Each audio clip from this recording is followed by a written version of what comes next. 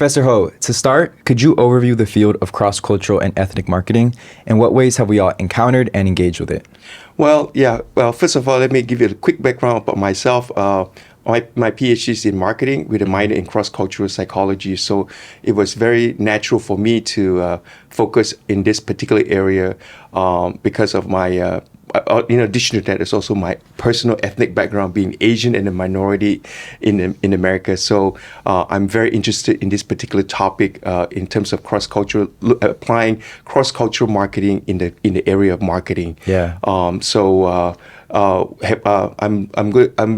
I've been here 30-something years, and I can see that there's a huge change in the way we do and implement cross-cultural marketing in this country here. For example, now if you see, back when we started cross-cultural marketing or whatever ethnic marketing that we think of today, wasn't that way back in the 1990s, where it was basically very ethnic, meaning that the advertising was very localized to a specific ethnic group. So you don't see a whole lot of diversity in mainstream marketing or media. But obviously today it's very different. Mm-hmm. And things have changed so much in terms of the way we see things and how it affects us. It's hard to think about it. For example, now we have boba. Actually, I just had boba before I came over here. So, a lot of those things that we take for granted now didn't exist way back then. Going to, let's say, even Costco, now you see a lot of ethnic stuff that you can buy and pick up from Costco or for any of the grocery stores. Way back then, we didn't have that. Yeah. So things have changed a lot over the years in terms of ethnic marketing and cross-cultural marketing. Yeah. Yeah. Well, I'm curious, especially given your personal experience, how have brands sort of evolved their cross-cultural and ethnic marketing strategies over time? They have, like I said, initially they would just basically dub a national commercial into a local language, and that was it.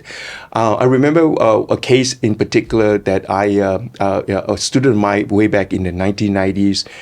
That's where I think it started. That companies started to realize that they need to, not just use a national approach to it, and then instead they started to adapt more to the different ethnicity and different cultures.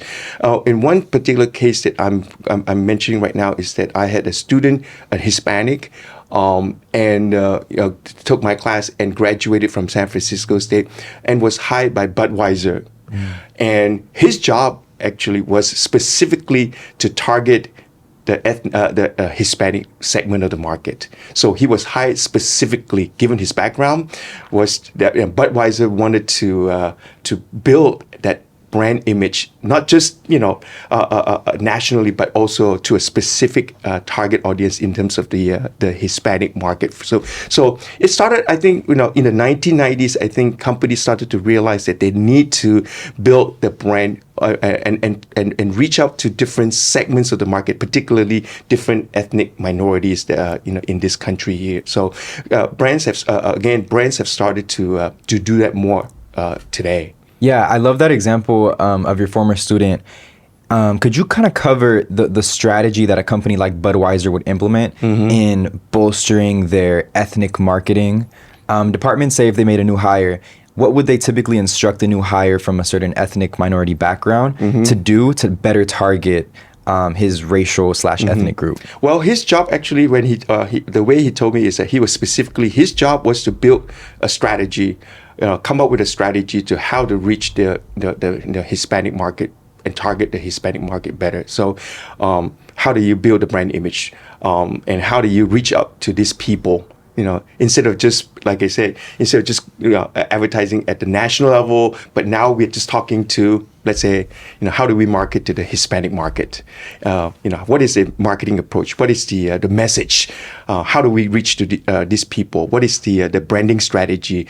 Obviously, the idea is to try to increase the sales, but more and more companies are starting to set up not just a marketing department, but actually a group that specializes in ethnic marketing to focus to target not just one particular, let's say, segment, but multiple segments based upon either ethnicity or different locations and what have you. So they realize that they cannot just reach one global market and expect that's the case. So they need to try to niche it and then make it more targeted basically to a specific group of people. Yeah, my guess is that like celebrity endorsements are probably a big deal, right? Oh, if you're yeah. targeting like Latin American market, if you get some Mexican soccer players, I mean, that must do so much, right? Exactly. I mean, look at Lionel Messi, right? For example, when he was brought in, in Miami. I mean, look at the volume, the brand image that brought, for the what's the name of the soccer team? Inter Miami. I think, yeah. So because of his, star power, it attracted a lot of people, not just the Hispanic, but generally for the whole soccer world, that everybody was certainly interested in it. Yeah. Yeah. Well, we've talked a bit about the benefits and examples of cross-cultural and ethnic marketing done well. Mm-hmm. What are some common pitfalls that companies might fall under when trying to market to certain ethnic groups, but it's just not going well? Well, obviously, the challenge when you're talking and dealing with ethnic and cross-cultural marketing is that you're crossing over to another culture, another area that is different from ours, for example. So the common pitfall that we normally think, and most of the time marketers do or commit, is basically assuming that the other cultures or other ethnic groups are similar or will do the same thing like ours. So stereotyping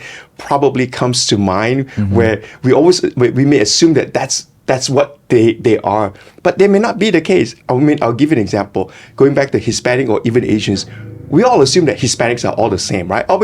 Spanish speaking, but as far as I know, I'm not Hispanic, but knowing a little bit about it is that we know that even different Hispanics are different depending on which part of the Latin America or what part of a country you're from. The same thing with Asians, assuming that all Asians are the same, right? We all know that, like I said, the Chinese, the Japanese, the Koreans, the Vietnamese are different, but then we tend to lump them together into one big group called Asians or just Hispanic.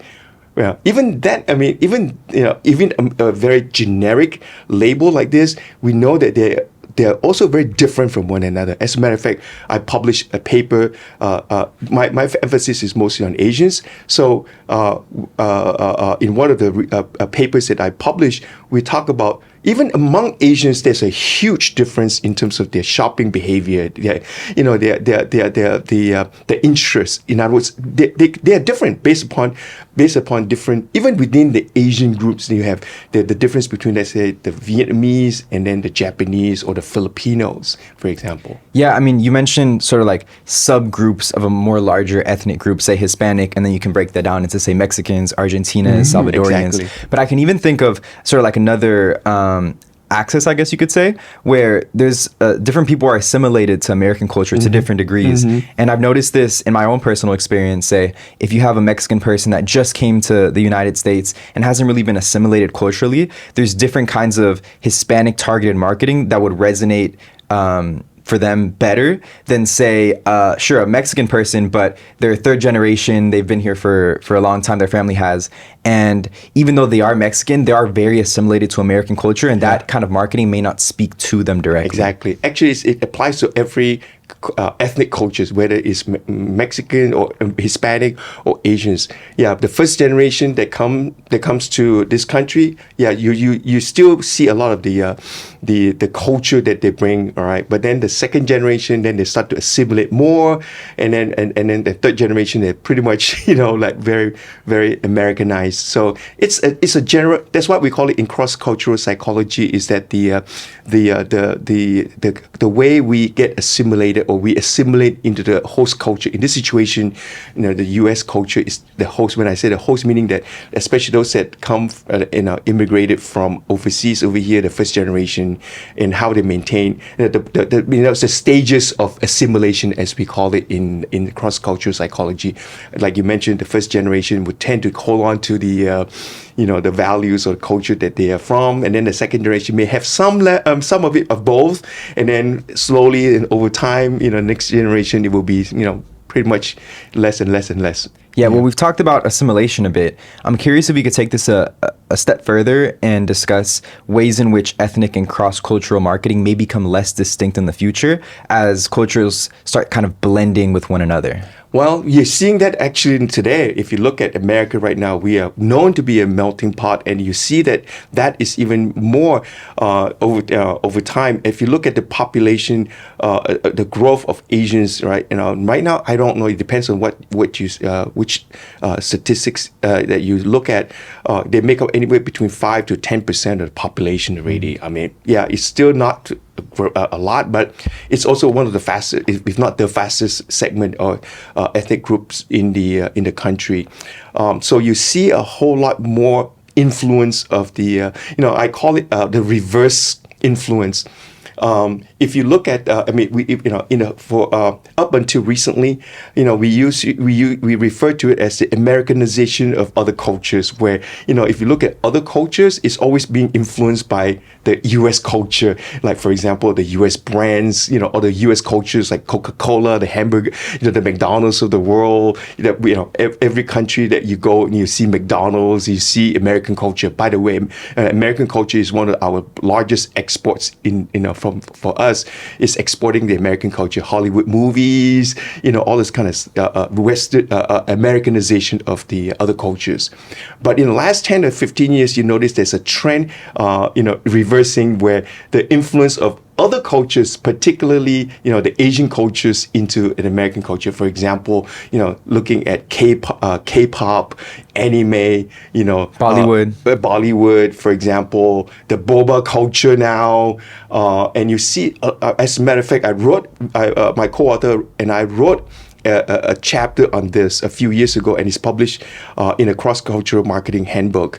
I believe we are one of the first to identify this trend where we saw and noticed that there's a reverse in terms of the cultural influence coming from Asia. I mean, if you look at it, I believe that 17% of Americans now say that they watch K-drama on Netflix.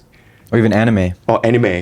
If you look at boba, look at the influence of boba. It's almost like everywhere you see, there's a boba shop now. And I have a great example for boba. Yeah. I remember, I think it was last year, Peet's Coffee, they released this line of drinks that wasn't boba per se, but it was boba inspired, and that they had bits of brown sugar pieces at the bottom of the drink. And that goes to show, Peet's an American company, but that boba craze is sort of influencing the way they design their own drinks to appeal to that audience. Believe me, I mean, you pretty much everywhere. I came back from Southern California. I went to